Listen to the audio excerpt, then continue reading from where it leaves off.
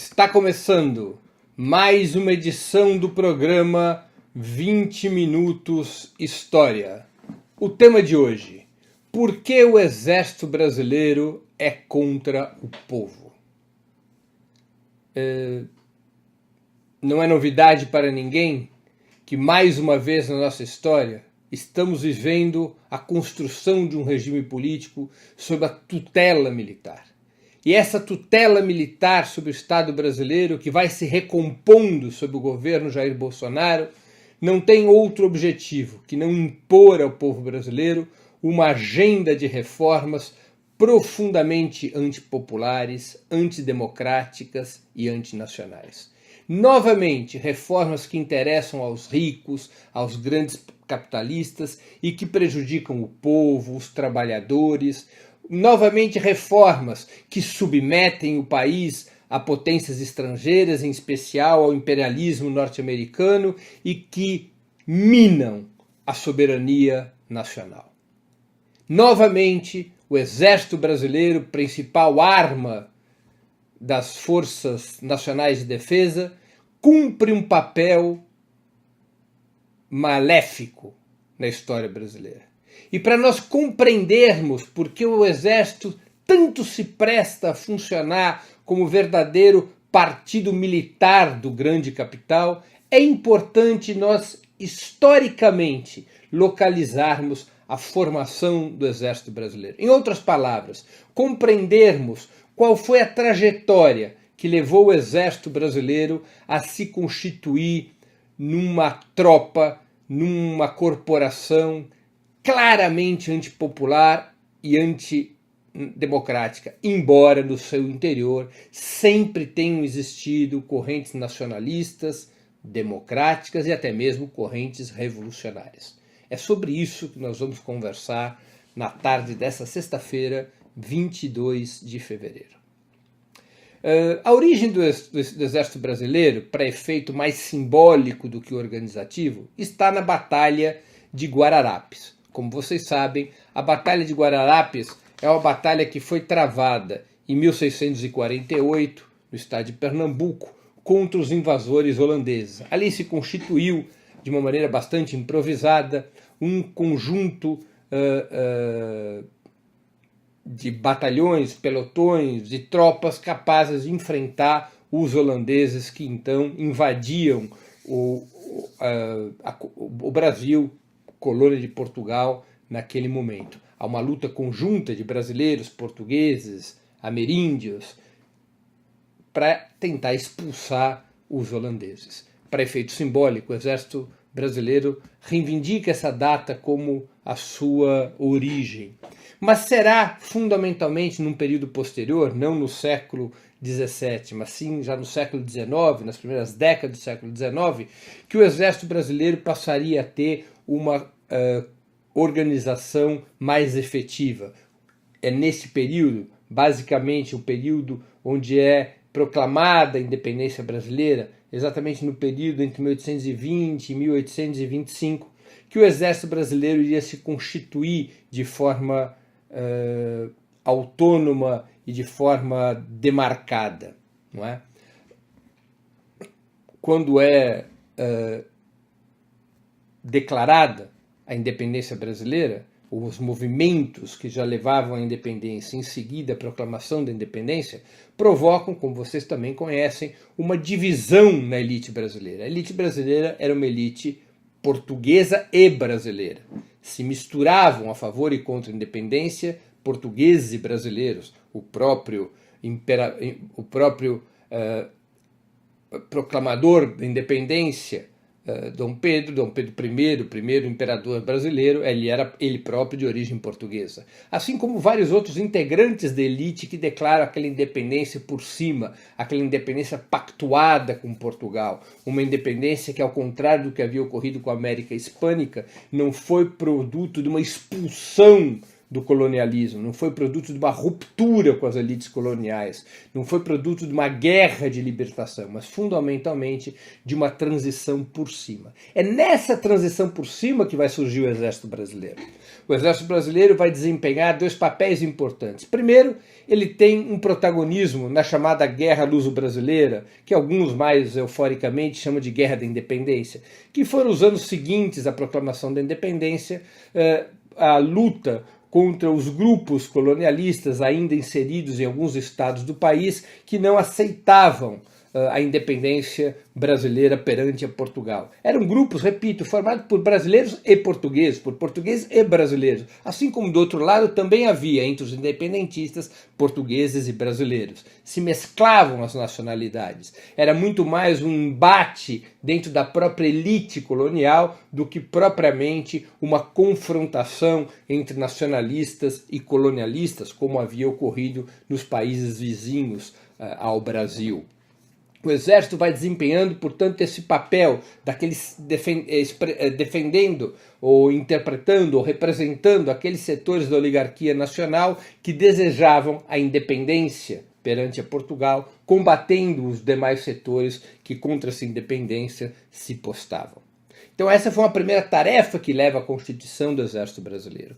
A segunda tarefa que leva à constituição do Exército Brasileiro, que faz parte da Constituição do Exército Brasileiro, é o seu papel na integração nacional. No processo da independência, dada a força enorme das oligarquias regionais, que na verdade eram os grupos sociais, donos de terra e escravos que dominavam o país, é o Exército Brasileiro que vai impedindo, de alguma maneira, que a independência fosse seguida de uma fragmentação do território nacional. Formado como braço armado do império dirigido por Dom Pedro, o Exército vai impondo aos setores dissidentes das elites a nova formação política do país. Um país formalmente independente de Portugal, um império centralizado, mas com muita margem de manobra, muita autonomia para as oligarquias regionais, como é próprio da história do Brasil, desde o início da colonização e até hoje. As oligarquias regionais, especialmente as oligarquias da terra, mantêm muito poder e autonomia, como todos vocês sabem. E o Exército vai se formando vinculado a essas oligarquias regionais. Um pé no Império Central, um pé nas oligarquias regionais. Isso está na alma mater, na Constituição do Exército Brasileiro. Tanto é assim que nos seus inícios, o Exército Brasileiro era dividido em duas partes. A chamada primeira linha, que era o Exército Imperial, o Exército centralizado, comandado por Dom Pedro, e a segunda linha, que era a Guarda Nacional. E a Guarda Nacional era comandada nas distintas províncias pelos donos das terras e dos escravos, chamados de coronéis. Eles eram coronéis da Guarda Nacional. Eles chefiavam tropas diretamente integradas à representação dos seus interesses, dos interesses dos donos das terras e dos donos de escravos. Isso era o Exército Brasileiro. Uma primeira linha, o Exército Imperial. A segunda linha, a Guarda Nacional, comandada pelos oligarcas. Isso vai ser um traço marcante na história do Exército Brasileiro, assim como do Estado Nacional, o peso das oligarquias regionais. Neste processo em que o Exército vai garantindo a integração nacional e vai, ao mesmo tempo, representando os interesses das oligarquias, rapidamente o Exército se transformaria numa força de repressão contra as rebeliões populares, especialmente aquelas rebeliões que marcaram o Segundo Império. Rebeliões, ora contra a monarquia, ora contra o centralismo, ora contra o excesso de impostos, ora até mesmo a favor da abolição da escravatura. Ou seja, era o conjunto das rebeliões do Segundo Império que representavam dois tipos de contradição. A contradição entre as próprias elites, das elites mais liberais e democráticas e nacionalistas contra as elites mais oligárquicas, mas em muitos momentos também a rebelião do povo contra as elites, uma rebelião na qual o povo se aliava com as elites mais democráticas. Foi numa dessas rebeliões, a Balaiada do Maranhão, que fez fama o Duque de Caxias, patrono do Exército Brasileiro. Fez fama por reprimir sanguinariamente a Balaiada. O Duque de Caxias é um patrono com as mãos sujas de sangue, pelo seu papel inicial, antes da Guerra do Paraguai, pelo seu papel na repressão às rebeliões do Segundo Império, em particular a repressão à Balaiada. Vejam só quem é o patrono do Exército Brasileiro. O Exército Brasileiro, portanto, vai se constituindo como uma coluna vertebral daquele Estado oligárquico, daquele Estado imperial, daquele Estado antipopular. E isso vai atravessar todo o período imperial. E o Exército Brasileiro também vai ser a ponta de lança de uma certa estratégia de expansão do Segundo Império. E isso culminaria na principal guerra da qual participou o Exército Brasileiro, que foi exatamente a Guerra do Paraguai, entre o final de 1864 e 1870. O que foi a Guerra do Paraguai? No Uruguai, país então com pactos com o Brasil importantes na geopolítica brasileira, no Uruguai o governo Blanco era vítima de um golpe de Estado patrocinado pelos colorados. O Brasil tinha interesse em apoiar os colorados contra os blancos, contra o Partido Nacional. Qual era o interesse brasileiro? O Partido Nacional buscava mais independência em relação ao Brasil do que o Partido Colorado. O Partido Colorado tinha relações mais próximas com o Império Brasileiro, enquanto que o Partido Nacional vocalizava uma alternativa mais independentista para o Uruguai depois de libertada a província cisplatina. O Exército Brasileiro intervém para derrubar o governo do Partido Nacional em favor dos colorados. E imediatamente o Paraguai, que era inimigo dos colorados e amigo do Partido Nacional, porque visava constituir com o Uruguai uma aliança que permitisse a expansão do Paraguai como uma potência regional, o governo paraguaio reage contra a participação brasileira em apoio aos colorados e o governo do Paraguai ataca o Brasil no Mato Grosso. Isso dá início à Guerra do Paraguai, uma guerra na qual o Brasil interveio no Uruguai para derrubar um governo e o Paraguai retalhou em seguida, revelando contradições que havia entre a expansão do Império Brasileiro e os planos de Solano Lopes, o dirigente paraguaio. O Brasil formaria a Tríplice Aliança com o Uruguai, já governado pelos colorados, com a Argentina, para enfrentar o Paraguai. Essa é uma história que merece sempre ser estudada, mas é nessa guerra que faz fama o Duque de Caxias, uma guerra sangrenta na qual o Brasil se sagra vitorioso e esmaga o Paraguai.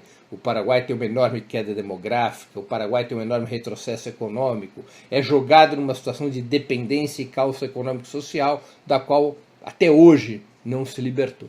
Isso é um outro feito do Duque de Caxias, o esmagamento da República Vizinha do Paraguai, na primeira grande tentativa de expansão do Brasil na América do Sul.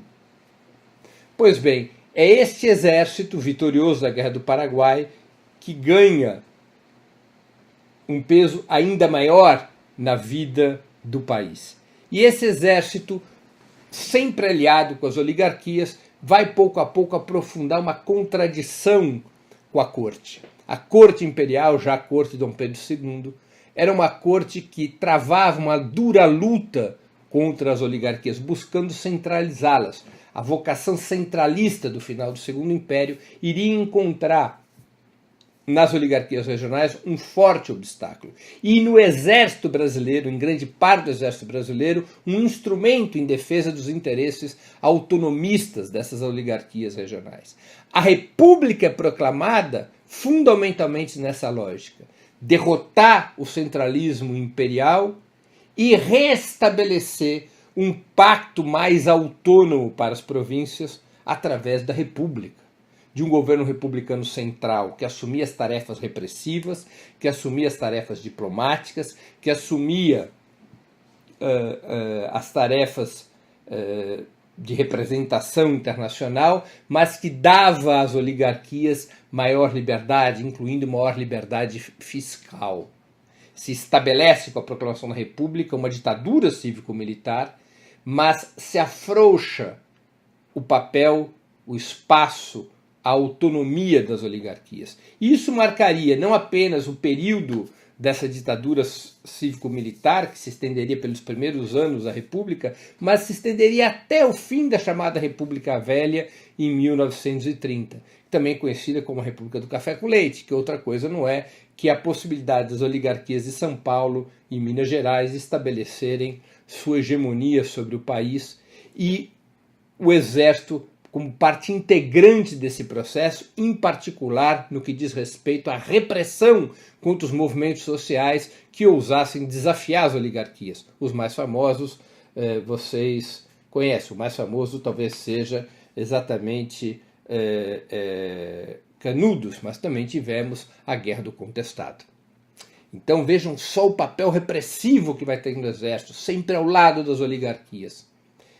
Claro, o Exército não era uma corporação una, indivisível. Dentro do Exército brasileiro vão surgir correntes democráticas, a mais importante delas desponta dos anos 20, que é o tenentismo. As revoltas tenentistas começadas em 1922, a primeira revolta tenentista e especialmente a segunda revolta tenentista de 1924, liderada por Luiz Carlos Prestes, que dá origem à coluna Prestes, que caminharia, que marcharia pelo país em combate contra o oficialismo e em combate contra o próprio exército entre 1924 e 1927. É uma corrente nacionalista, democrática, que colide contra a República Oligárquica e que colide contra o próprio exército. Foi o momento mais importante de surgimento dentro do exército brasileiro de uma corrente anti-oligárquica, liderada pela média oficialidade, enquanto os generais, em sua maioria, continuavam vinculados às oligarquias.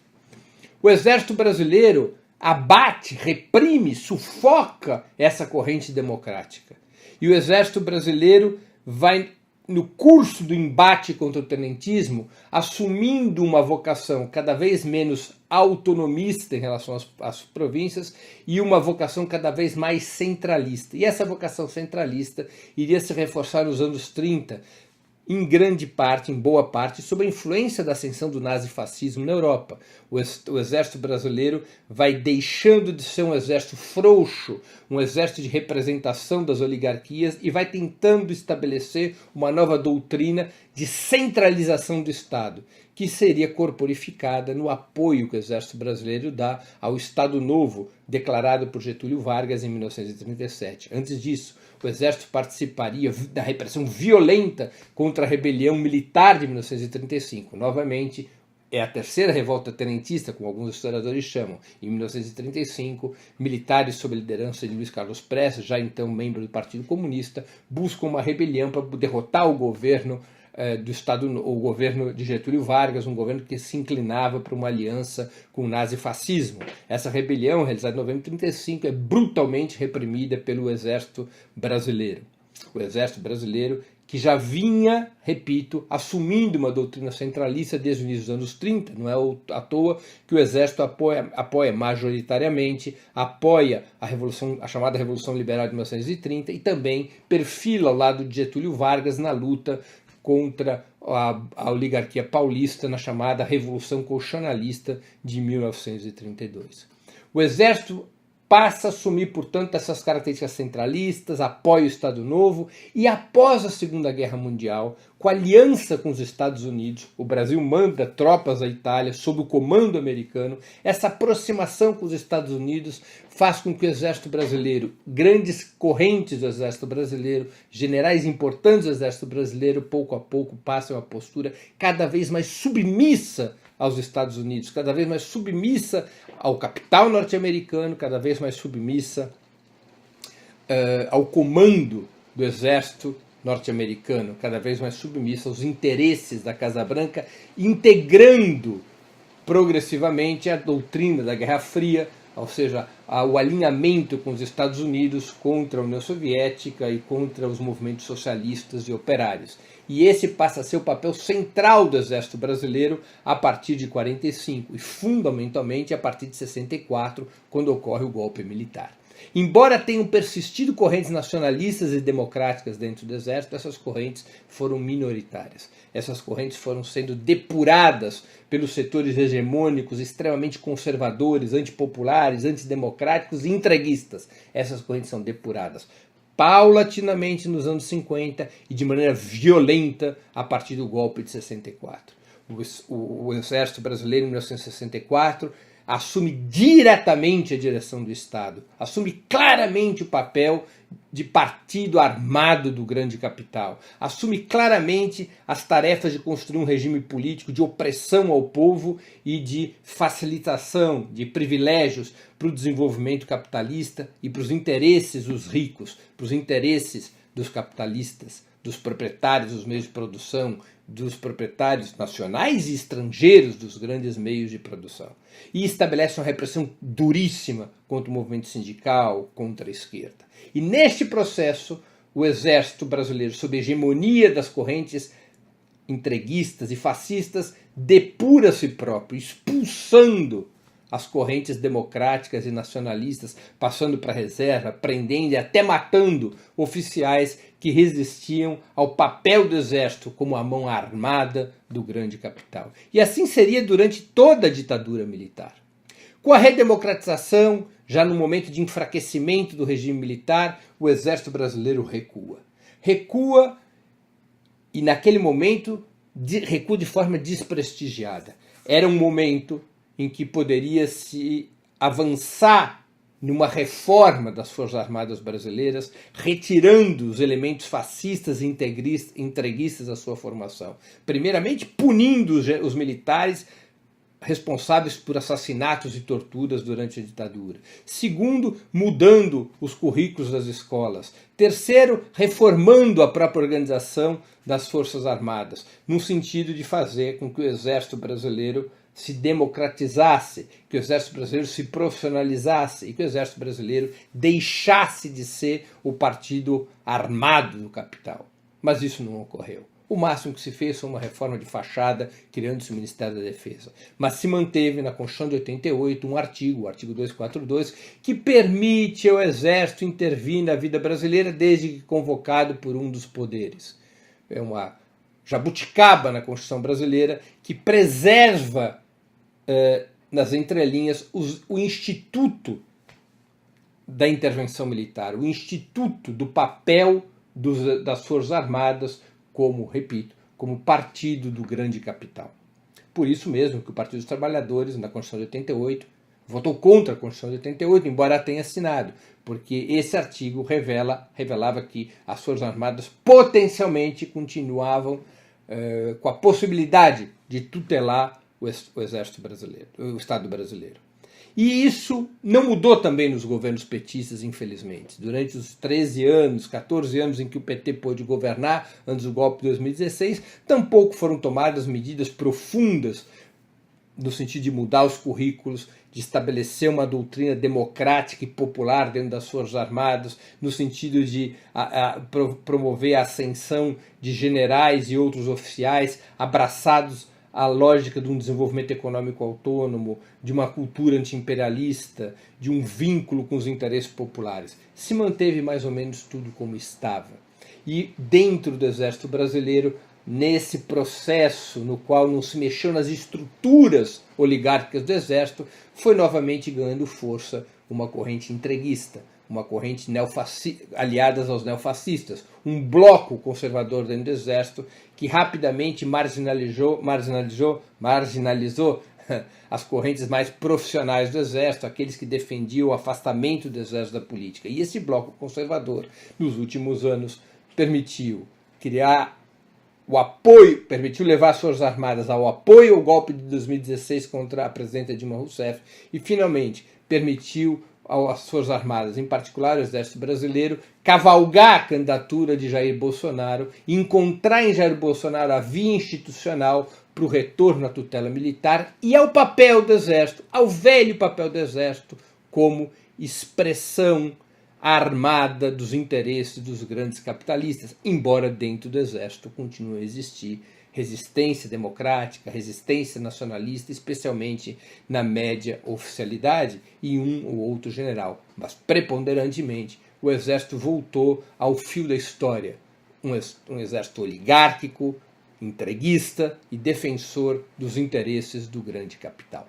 Assim encerro minha exposição de hoje. Antes de terminarmos o programa, 2 recados. O primeiro, não deixem de fazer sua inscrição no canal do Opera Mundi no YouTube. Nessa plataforma você poderá assistir nossos vídeos anteriores, pesquisando os vídeos do programa 20 Minutos e de outros programas da TV Opera Mundi, bem como acompanhar nossas transmissões ao vivo. O YouTube é uma plataforma muito mais amigável para assistir vídeos, para fazer comentários, inclusive para contribuir financeiramente com o Opera Mundi através do Superchat. Segunda mensagem, peço a vocês que façam uma assinatura solidária de Opera Mundi. A assinatura solidária é um pequeno valor mensal que nossos espectadores e leitores pagam para que tenhamos os recursos, a sustentação e o desenvolvimento de um jornalismo independente, de qualidade, investigativo, para que tenhamos os recursos necessários à batalha cotidiana de informações e ideias contra a imprensa de direita. Você poderá obter informações sobre a assinatura solidária no endereço www.operamundi.com.br/apoio. Vou repetir o endereço: www.operamundi.com.br/apoio. Faça ainda hoje sua assinatura solidária. Por aqui encerro o programa de hoje. Queria agradecer a audiência, a todos que nos acompanharam, quem gostou do programa, que foi um pouco mais longo do que o normal, o compartilhe, o difunda, é muito importante para o debate político, ideológico e cultural no nosso país. Então tentamos aqui dar nosso grau de colaboração para esse debate. Nós voltaremos a nos ver na próxima segunda-feira, dia 25 de fevereiro, com o 20 Minutos Nacional. Um grande abraço e até lá.